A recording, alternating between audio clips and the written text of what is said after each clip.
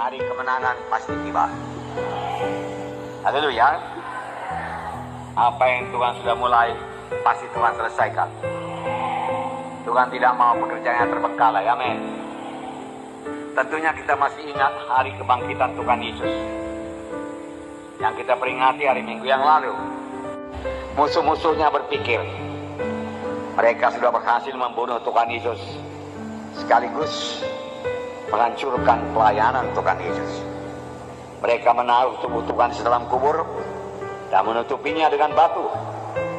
Tetapi apa yang direncanakan Tuhan pasti jadi. Karena sebelum Tuhan Yesus disalib, Dia sudah lebih dahulu berkata, aku akan bangkit pada hari yang ketiga.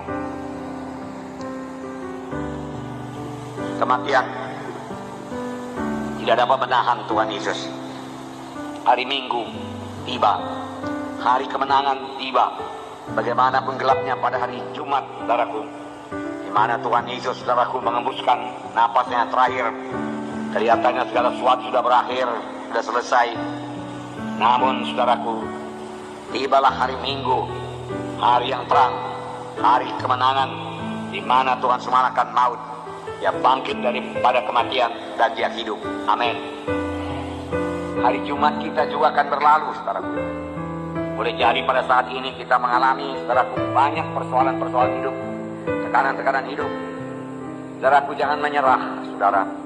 Tetap berpegang pada janji Tuhan, karena hari Minggu kita masing-masing pasti datang. Amin. Walaupun dalam perjalanan mencapai kehendak Tuhan tersebut ada halangan-halangan seperti yang dialami oleh Tuhan Yesus, sepanjang kita tidak kehilangan visi kita, sepanjang kita tetap berpegang teguh pada pengakuan iman kita, saudaraku, hari Minggu kita pasti muncul, saudaraku. Hari kemenangan kita pasti jadi. Hari kita sampai kepada panggilan Tuhan dalam hidup kita pasti digenapi Tuhan. Hari di mana visi yang diberikan Tuhan kepada kita pasti digenapi Tuhan. Amin, saudara. Nah, Tuhan pasti menyelesaikan apa yang sudah dimulai Tuhan dalam hidup kita. Panggilan Tuhan yang begitu indah dalam hidup kita, visi yang sudah diberikan Tuhan pada kita, pasti digenapi Tuhan sepanjang kita tidak mundur dari iman.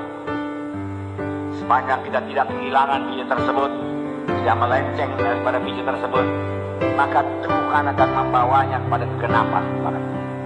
Walau untuk mencapainya banyak halangan-halangan, banyak saat-saat yang gelap, bahkan banyak penderitaan atau sengsara seperti yang dialami Tuhan Yesus. Tapi apa yang sudah dimulai Tuhan dalam hidup saudara, pasti Dia genapi. Tuhan Yesus bicara kepada kita melalui visi, salah satu melalui visi. Tuhan tumbuhkan dalam kita satu visi, satu cita-cita. Jangan bergantung pada perasaan dan penglihatan. Kadang-kadang perasaan dan penglihatan berbalikan dengan visi yang diberikan Tuhan kepada kita.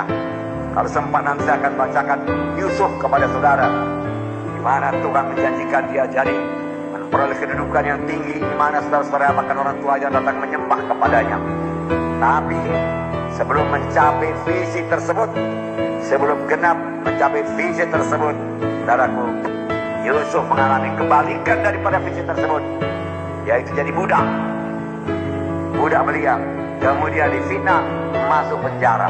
Tapi satu perkara, Yusuf tidak pernah mempersalahkan Tuhan. Yusuf tidak pernah mengeluh kepada Tuhan. Dia tidak pernah berkata, Tuhan, Kau berikan aku visi yang besar, kenapa ini jadi pada aku, Tuhan? Aku tidak mengerti, gak masuk di akalku, Tuhan. Saudaraku, untuk mengerti Tuhan jangan pakai akal, Tuhan. Dia tidak berkata demikian. Dia tetap pada visinya.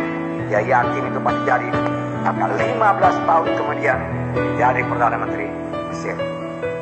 Mana saudara datang menyembah kepadanya. Saudaraku, marilah kita pandang firman Tuhan. Mana hari Minggu kita pasti datang. Hari kemenangan kita pasti datang. Hari di mana Tuhan mengenapkan visinya kepada kita pasti datang. Tidak bisa tidak datang. Karena Tuhan yang berjanji itu setia. Janji Tuhan yang mengatakan oleh pilu-pilu Yesus, kamu sudah sembuh, pasti jadi. Janji Tuhan yang berkata, aku datang supaya engkau beroleh hidup yang berkelimpahan, pasti jadi. Hanya Tuhan minta sedikit saja daripada kita. Berikanlah jalannya anakku, supaya aku bisa memberkati engkau. Berilah kepada Tuhan, taburlah. Dengan tidak mengharapkan balasan daripada Tuhan, itu kuncinya. Saudara memberikan persepuluhan bukan untuk memancing Tuhan, tapi memang kasih dari hati saudara untuk memberi kepada Tuhan, beri persepuluhan kepada Tuhan. Tidak mengharapkan balasan sama sekali, barulah bisa diberkati Tuhan. Saudara yang kasih dalam nama Yesus, bagaimana itu bisa jadi? Kalau Tuhan sudah memberikan visi, satu cita-cita yang kuat dalam hati saudara, setia saja. Tuhan akan membawanya pada kenyataan.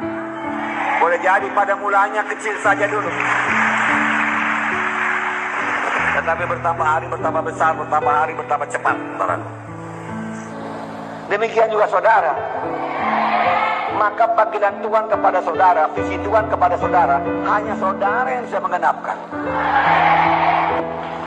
Amin. Hanya saudara yang bisa menggenapkan, nggak ada orang lain. Itulah DNA keturunan, amin.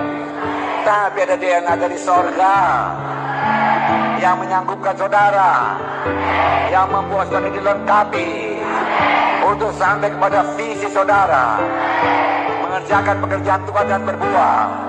Dan tidak ada orang lain yang bisa menggantikannya, hanya saudara saja yang bisa mengerjakannya.